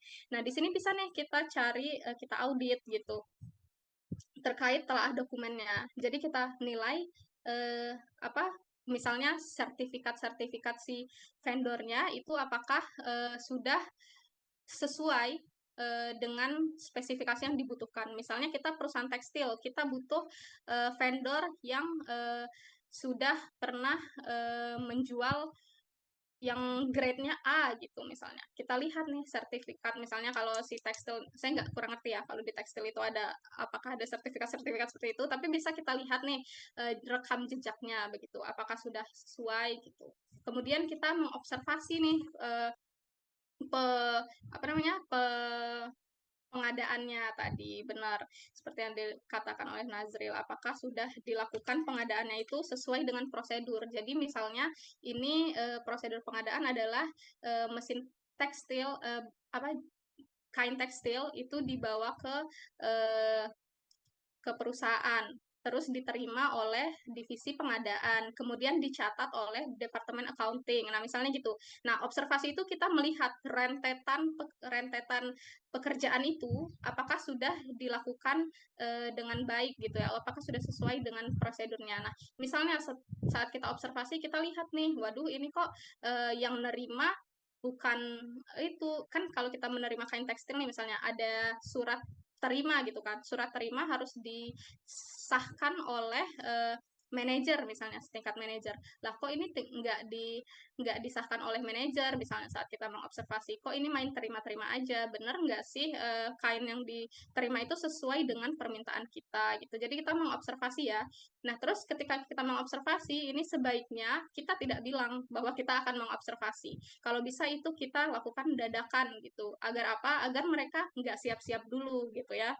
Jadi mereka menjalankan aktivitasnya seperti biasa, baru kita tiba-tiba datang gitu. Sehingga apa yang mereka jalankan memang itu yang biasanya mereka jalankan. Jadi kita tahu mereka menjalankannya itu apakah sesuai dengan prosedur yang ada apa enggak gitu. Kemudian kita meminta penjelasan dari auditi. Nah ini tadi kan kita tahu kok ini nggak disahin oleh manajer sih. Nah nanti kita minta penjelasan dari auditi apa jawabannya. Kemudian meminta peragaan dilakukan oleh auditi ini ya itu tadi kebalikannya dari observasi mungkin ya ini yang seharusnya bagaimana gitu. Kemudian membandingkan, nah itu tadi membandingkan yang di SOP kan harusnya begini, tetapi pada kenyataannya dia tidak begitu gitu. Jadi kita bisa catat untuk dianalisis. Kemudian meminta bukti atas suatu kegiatan transaksi. Nah ini misalnya kalau di tekstil tadi misalnya ada barang nih sampai si ada barang yang belum sampai.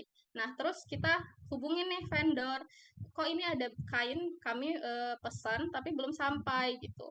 Nah, terus kita bisa minta bukti ini udah ada kok surat tanda terimanya. Nah, lalu kemana kain itu kalau sudah ada tanda terimanya gitu. Berarti apakah kainnya dikemanakan, dihilangkan itu kita kan nggak tahu ya di sini. Kita bisa melihat bukti-bukti yang ada gitu. Kemudian pemeriksaan fisik pada kainnya tadi ya benar kita cek apakah sudah sesuai dengan jumlahnya, beratnya, kualitasnya terhadap apa yang kita minta gitu.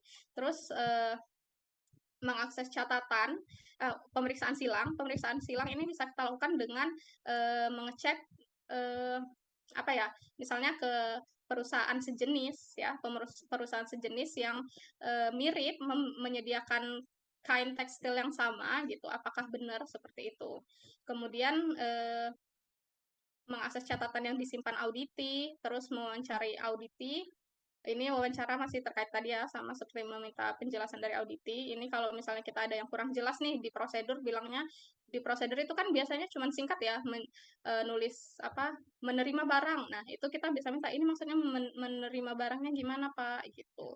Terus menyampaikan angket survei terus menganalisis data. Nah, jadi itu data-data tadi data keuangan data apa terima kain itu bisa kita cek juga apakah sudah sesuai misalnya nih kayak eh, biasanya perusahaan memproduksi sebulan itu 1 ton kain gitu ya 1 ton pakaian gitu lah kok di bulan kedua dia tiba-tiba naik jadi 2 ton pakaian gitu nah itu juga bisa menjadi tanda tanya ya buat auditor kayak buat apa kain sebanyak ini apakah terjual gitu oh rupanya ini lagi masa Lebaran nih, Ramadan gitu, mau Idul Fitri, oh ternyata ini peminat kainnya itu jadi lebih banyak. Nah, itu kan bisa diketahui oleh auditor. Gitu ya, teman-teman. Apa ada yang mau ditanya? Udah jelas?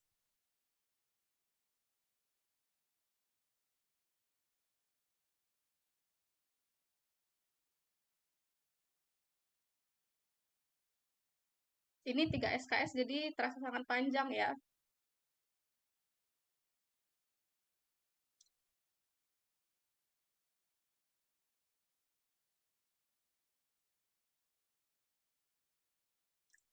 Mungkin kita break dulu ya, teman-teman, sekitar 10 menitan. 8.47, berarti kita bisa balik lagi 8.57 ya. Teman-teman yang mau minum dulu ke toilet dipersilakan nanti kita balik lagi jam 8.57. Terima kasih.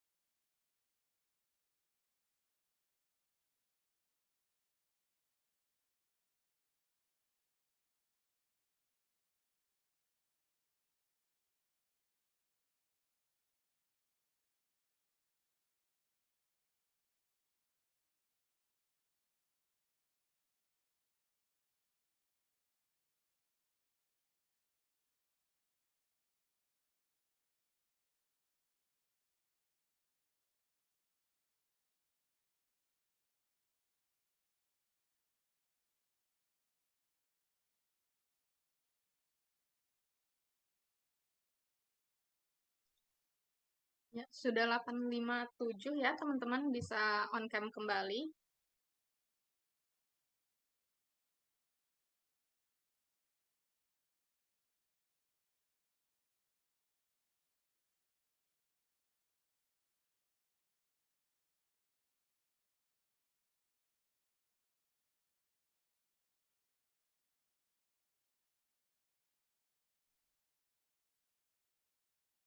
Ayo, apa masih ada yang di toilet?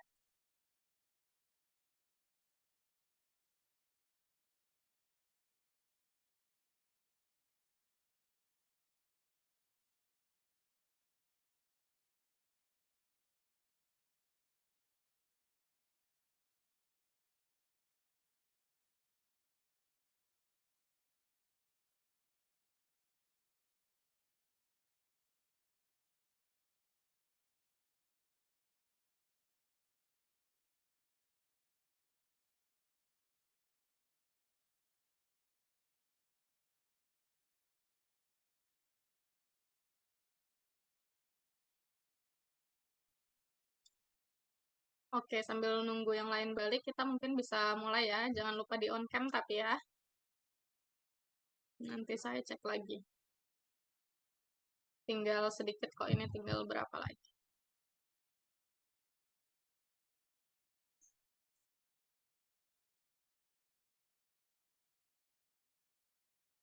Udah kelihatan share screen ya?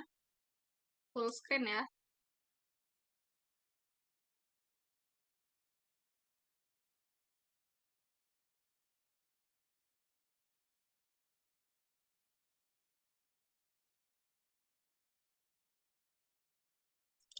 Nah, lanjut ya. Terus dari audit internal ini, kira-kira apa manfaat yang diberikan? Nah, jadi ini bisa kita pecah jadi bagi siapa-siapa aja. Nah, untuk top management itu sendiri, audit internal ini berguna, bermanfaat untuk memberikan referensi dalam membuat keputusan, mengambil atau merubah kebijakan agar lebih sesuai dengan perencanaan organisasi jangka panjang. Nah, jadi top management itu kan seperti yang kita ketahui, mereka orang sibuk ya. Jadi mereka nggak mungkin bisa memeriksa detail apa yang sedang terjadi di perusahaan. Nah, jadi dengan adanya audit internal ini, maka mereka bisa top management ini bisa mengetahui nih apa yang terjadi. Misalnya adanya fraud gitu, dari laporan audit internal. Nah, top management bisa membuat keputusan terkait dengan hal itu apa yang akan dilakukan dengan dari pekerjaan audit internal itu tadi. Kemudian untuk unit operasional, mereka dapat mengidentifikasi dan memahami permasalahan yang ada dalam organisasi secara keseluruhan ataupun secara spesifik pada unit operasional sehingga dapat mengambil langkah-langkah perbaikan. Nah, unit operasional ini maksudnya adalah unit yang kita audit ya, teman-teman. Jadi, mereka bisa tahu nih permasalahan apa yang ada di dalam unit mereka. Nah, misalnya dan mengambil langkah-langkah perbaikan dari jika ada permasalahan itu. Misalnya nih mereka udah ada SOP. SOP itu sudah mereka jalankan selama 10 tahun misalnya, tetapi baru sempat diaudit tahun ini gitu. Nah, ternyata ada ketidaksesuaian dalam SOP tersebut. Nah, jadi kan setelah itu baru mereka mengetahui nih bahwa ada permasalahan di proses bisnisnya. Dari situ dapat mengambil langkah-langkah untuk memperbaiki agar lebih efektif lagi nih proses bisnisnya gitu. Kemudian bagi karyawan tentu saja ya, jadi apa pekerjaannya mungkin bisa menjadi lebih efektif gitu ya. Terus bisa menjadi proses pembelajaran dan pertumbuhan serta pembangunan budaya organisasi, baik itu budaya mutu, budaya taat prosedur, budaya perbaikan, budaya kerja sistematis. Nah, itu tadi. Jadi pekerjaannya menjadi lebih tersistematis, kemudian taat prosedur tentu aja ya. Nah, prosedur itu kan dibuat bukan untuk dilanggar ya, prosedur dibuat untuk ditaati begitu. Jadi memang pekerjaannya harus sesuai dengan prosedur gitu. Terus untuk auditor itu sendiri apa? Nah, auditor ini kan tadi kita dituntut untuk belajar, untuk memahami, mempunyai pemahaman terkait dengan proses bisnis auditi.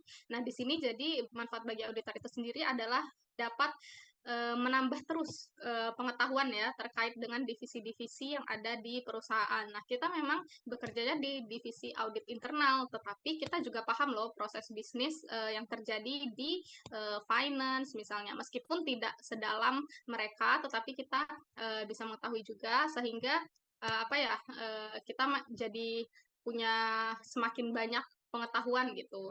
Dan tentu saja itu ada networking kita juga ya. Kita sering mengaudit, kita audit itu kan ketemu dengan head departemen gitu ya, orang tinggi lah di departemen itu. Nah, itu jadi networking kita juga menjadi semakin bagus gitu. Kita banyak kenal sama divisi-divisi lain. Selanjutnya bagi pelanggan, nah ini perusahaan ya, perusahaan yang ada pelanggannya gitu. Nah, tentu saja serangkaian proses bisnis itu nantinya akan menjadi efektif. Seperti yang udah dijelaskan tadi, adanya ketidakpuasan pelanggan ataupun risiko-risiko juga itu bisa cari solusinya begitu. Sehingga apa? Kita memberikan kepuasan bagi pelanggan. Yang mana ini juga tentunya pelanggan banyak yang datang ke perusahaan akan meningkatkan keuntungan juga kan buat perusahaan gitu. Nah, ini bagi rekanan untuk vendor tadi kita memberikan umpan balik terhadap kinerja mereka. Jadi mereka juga bisa tahu nih kinerja mereka bagaimana. Jadi tidak hanya meningkatkan proses bisnis kita, tetapi juga rekanan itu, vendor itu juga bisa meningkatkan juga proses bisnis mereka. Nah, terus ini ada siklus fungsi audit internal versi 2. Versi satunya yang mana ya?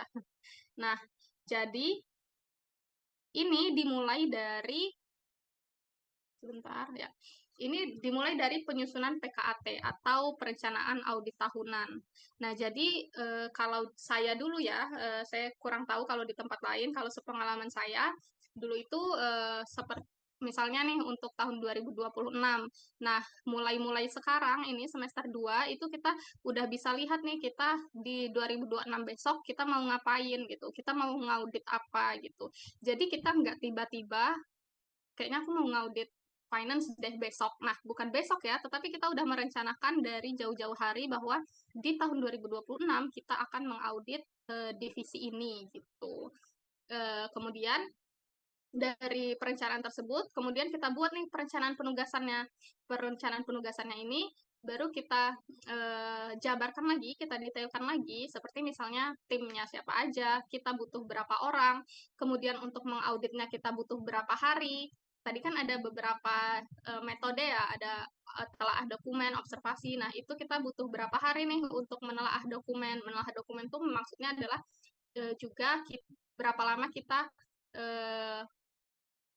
punya waktu untuk memahami proses bisnis unit yang akan kita audit itu. Jadi misalnya kayak 2 minggu untuk memahami proses bisnis, kemudian 2 minggu untuk telaah dokumen gitu, 3 hari untuk wawancara ke manajer begitu. Jadi itu detail-detailnya sudah harus ada. Siapa yang akan mewawancarai? Oh, si A. Siapa yang akan pergi observasi? Oh, si B. Nah, itu perencanaannya, detailnya itu sudah harus disusun gitu.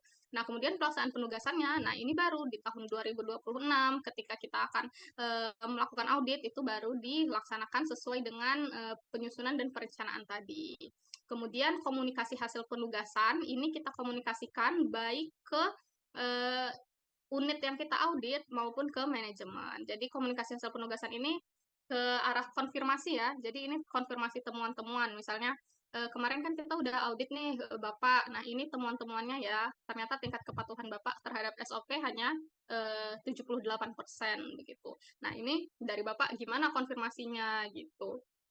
Kemudian ini kita bawa laporan auditnya ke manajemen untuk dibuat suatu tindakan perbaikan ya.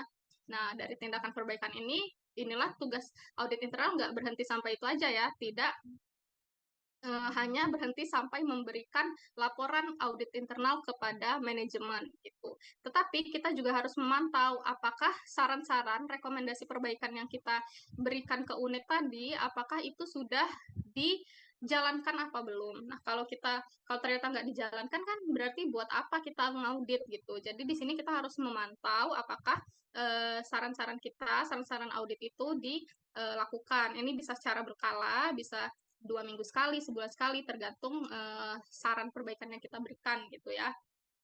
Kemudian yang terakhir adalah evaluasi dan pelaporan kegiatan. Jadi dari siklus audit internal ini nih kita evaluasi. Misalnya ternyata tadi kita udah berencana bahwa audit ini akan selesai dalam 1 bulan.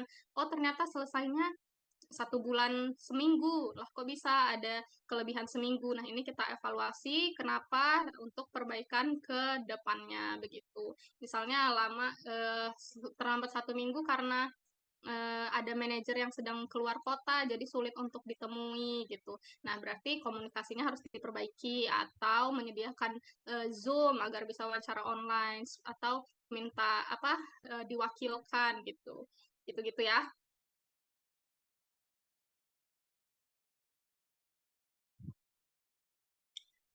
Nah, terus ini sepertinya sebelum terakhir ya. Oke, tanggung jawab audit internal. Yang pertama yaitu mencari informasi awal terkait bagian yang akan diaudit-auditi. Nah, ini tadi ya, kita sebelum pergi mengaudit itu kita harus mencari tahu dulu, memiliki pemahaman terkait dengan proses bisnis divisi yang akan kita audit gitu. Kemudian melakukan tinjauan dokumen dan persyaratan lain yang berkaitan dengan auditi. Nah, ini tadi telah dokumen, SOP, dan lain-lain. Kemudian mempersiapkan program audit tahunan dan jadwal pelaksanaan audit. Nah, ini yang kayak tadi juga ya, rencananya. Terus membuat daftar pertanyaan audit checklist. Nah, ini juga, nah dasar kita memeriksa itu apa sih? Dasar kita memeriksa sesuai atau tidaknya, itu kita kan berdasarkan dari SOP kan. Nah, jadi dari SOP itu kita buat pertanyaan-pertanyaan, checklistnya. Nah, jadi dari sini nanti kita lakukan wawancara atau kita lakukan observasi sehingga kita bisa checklist. Kalau misalnya sesuai ya udah kita checklist sesuai dengan SOP gitu. Jadi kita perlu menyiapkan dulu daftar pertanyaan ini. Terus melaksanakan pemeriksaan sistem secara menyeluruh. Ya, ini pemeriksaannya ya, investigasinya.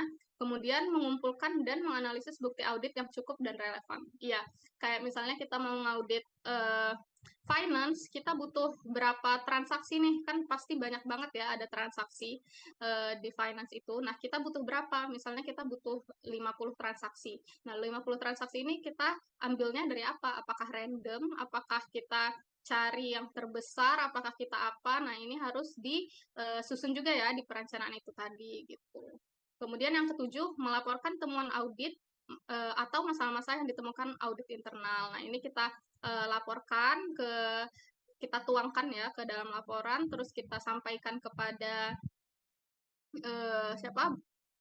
bagian yang diaudit dan juga manajemen, dan terakhir memantau tindak lanjut hasil audit internal sampai selesai. Seperti yang sudah dijelaskan tadi.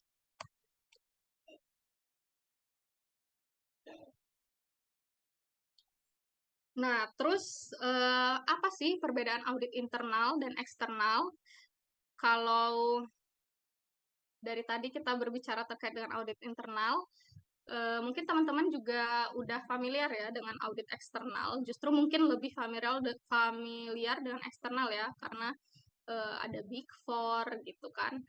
Pasti lebih familiar. Ada yang tahu bedanya teman-teman antara audit internal dan eksternal?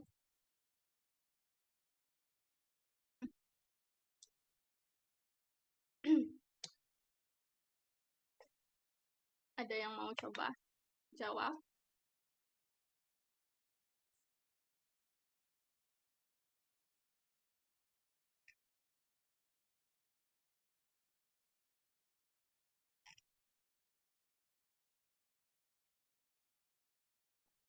Saya mau coba jawab, Bu. Irawan boleh. Ya, kalau menurut saya ini simpelnya mungkin kalau misalnya audit internal itu dia berada di satu jabatan di usaha itu di perusahaan itu sendiri, Bu. Jadi bagian dari internal perusahaan itu. Cuma kalau eksternal itu dia ngebentuk badan atau perusahaan sendiri, Bu, yang tugasnya sama-sama audit. Oke. Terima kasih Irfan. Ya, itu satu sisi ya, maksudnya udah ada satu jawaban, kan ada beberapa nih pasti perbedaannya. Benar, yang pertama tadi internal itu adalah bagian dari perusahaan, sedangkan eksternal itu adalah di luar perusahaan. Benar ya, dari internal dan eksternalnya aja itu udah ketahuan pasti. Ayo, apalagi?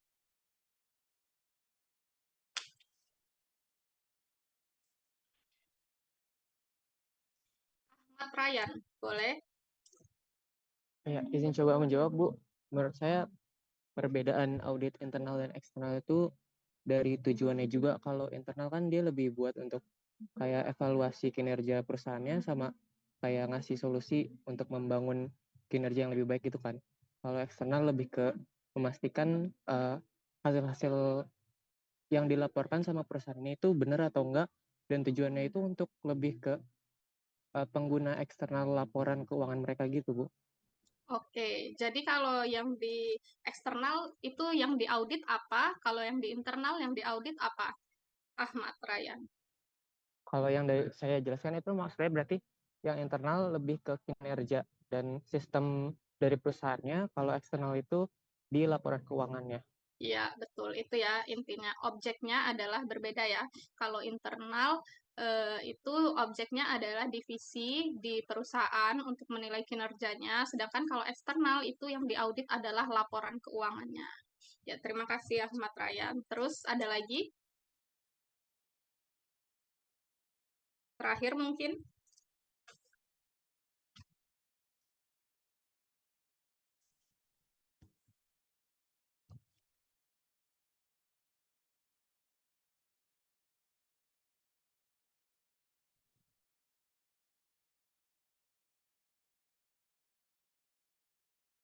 Oke, lanjut ya kalau nggak ada.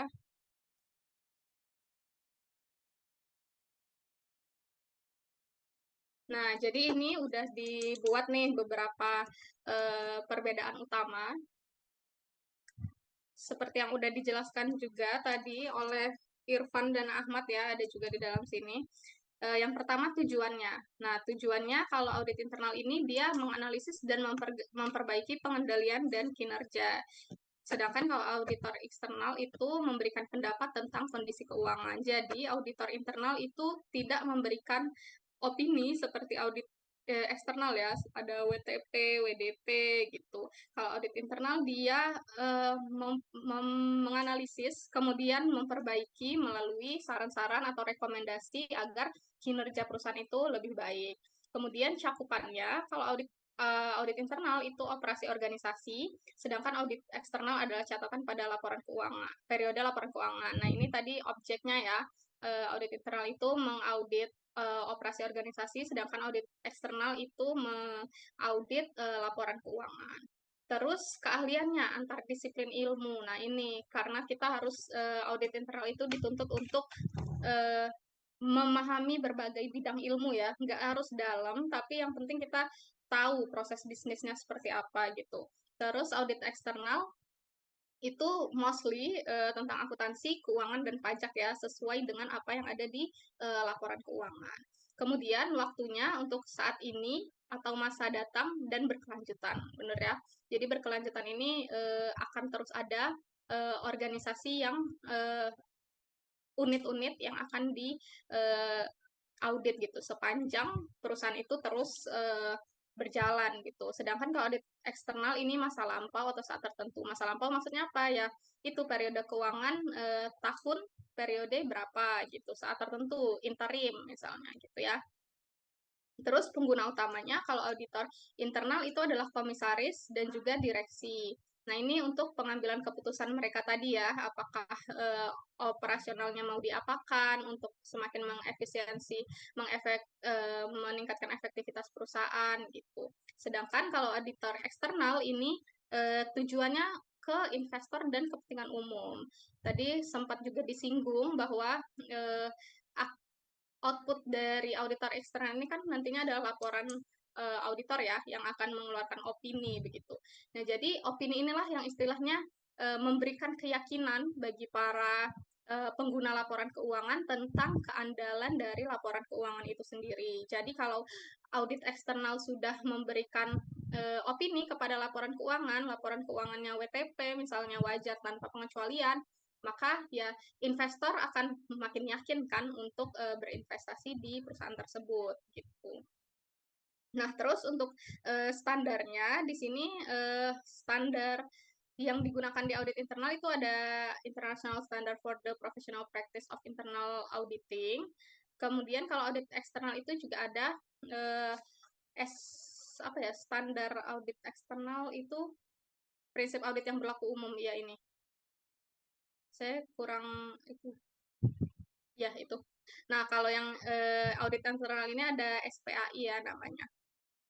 Gitu. Terus fokusnya kalau untuk audit internal meningkatkan dan melindungi nilai organisasi, sedangkan untuk audit eksternal itu untuk menyajikan wajar tidaknya laporan keuangan. Hubungan kerjanya, nah ini sih yang paling penting yaitu auditor yang paling membedakan ya, auditor internal itu merupakan karyawan organisasi itu sendiri. Sedangkan audit eksternal itu adalah pihak ketiga gitu ya. Jadi meskipun ini adalah karyawan organisasi, tetapi itu tadi independen dan objektivitasnya itu harus dijaga gitu karena kadang tuh ada yang ya ini kan perusahaan saya sendiri gitu maksudnya saya bekerja di sini kalau nanti ketahuan ada fraud perusahaannya hancur saya mau kerja di mana itu bisa salah satu yang merusak independensi dan objektivitas tadi ya jadi sebaiknya kita seharusnya seorang auditor internal itu tidak terikat dengan tekanan-tekanan atau hubungan-hubungan yang seperti itu. Gitu. Oke, untuk materi hari ini udah selesai ya teman-teman. Udah lumayan padat juga. Apakah ada yang mau ditanyakan dulu sebelum saya absen?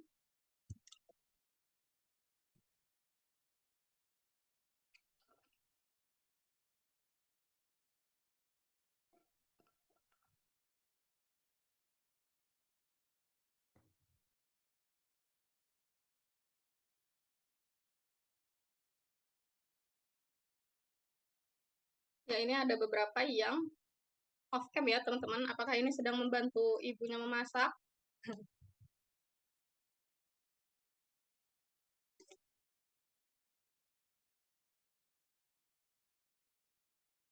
Nah, untuk hari ini mungkin itu ya materi yang disampaikan. Untuk TM2 besok kemungkinan nggak akan selama ini. Kalian akan ada penugasan mandiri sekitar 15 atau 20 menit sebelum kelas berakhir ya. Nanti ada post test atau penugasan mandiri begitu. Jadi materinya disampaikan di awal. Makanya perlu diperhatiin ya biar bisa ngisi post testnya gitu. 9.20. Kita absen dulu kali ya.